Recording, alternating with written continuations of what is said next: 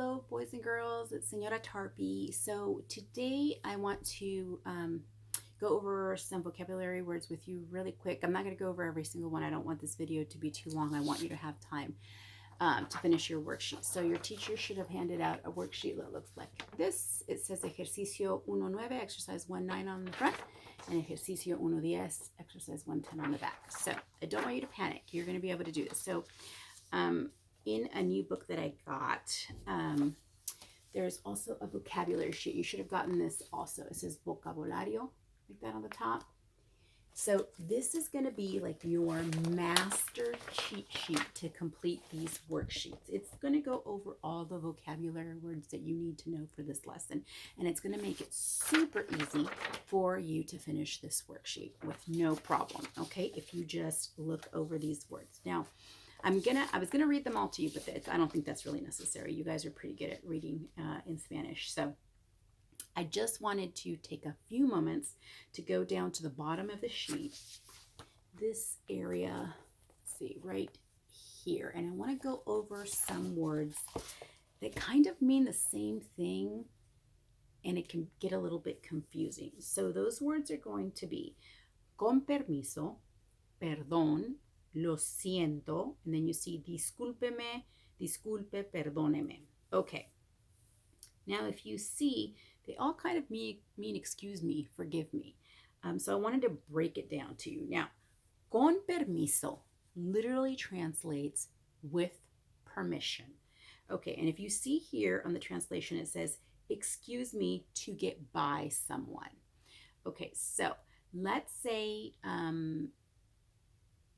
Mrs. Lopez and I were having a conversation and you wanted to get something that was right between the two of us, kind of behind us, and you had to reach in between us, kind of interrupt. So you're saying, please forgive me. I need to get by you. Okay. I need to get by you. Please forgive me is the translation for that. If you needed to get by us, you needed to get right between us, it would be con permiso. But then you see underneath it, it says perdón.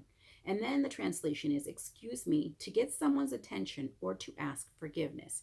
Now, perdonar, perdonar means actually forgive me.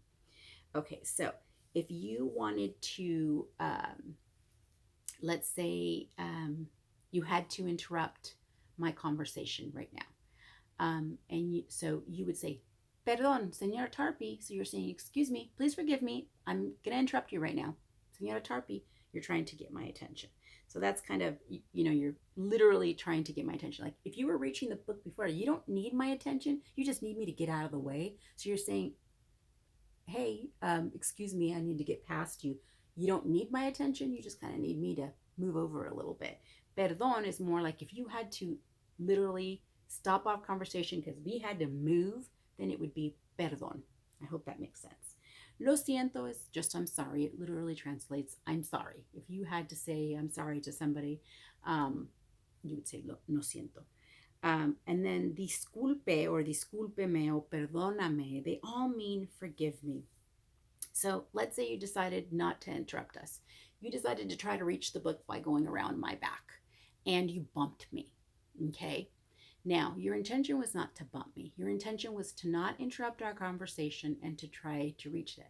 So at that moment that you did something that maybe nudged me or did interrupt our conversation because it's more like if you bump someone. If you get in their way, if you didn't ask, perdóname, or let me get by you or whatever, and you did it and you bumped and you ended up causing it, then it would be discúlpeme. I'm so sorry. Please forgive me. That was not my intention. That's more discúlpeme. Okay, so I know they can be a little confusing, and some of the answers are going to be, can go either way, and I'm not going to be like, no, it has to be this, because even me, myself, that I'm, a natural, I was born in Mexico, and it's my first language, and I interchange these all the time. So yes, it's good to know all three. Yes, I do use all three in different situations, but for the most part, some of them can be interchanged, and I don't want you to be like, oh, which one is it? Is this the one where I bump? Is this the one where I try to get by? Is this the one where I don't bump, but I need permission? Don't worry about that. Just look at them, look at the surrounding sentence, kind of what's going on there, and try to figure it out that way. And like I said, they're interchangeable. So some of the time, like number 4, you have con permiso and perdón. So con permiso means excuse me to get by someone. Perdón means forgive me. So maybe it can go either way. I don't know. I haven't read the sentence completely through, but maybe you could use more than one, and that would be okay. All right. So just do the best you can. Now on the back of the worksheet, there is sentences. Ejercicio número 10. There are sentences. There are sentences. Speak proper English, Mrs. Tarpey. And you're going to read them, and you're going to put the one-word answer or phrase. That could be a couple words. But you don't need to rewrite the sentence giving me the answer is what I'm getting at. Just write the phrase that goes in there. So let's see. Number 4 says, what do you say in polite response to an introduction? So if we go back here and somebody, let me see, I think it's on here for you.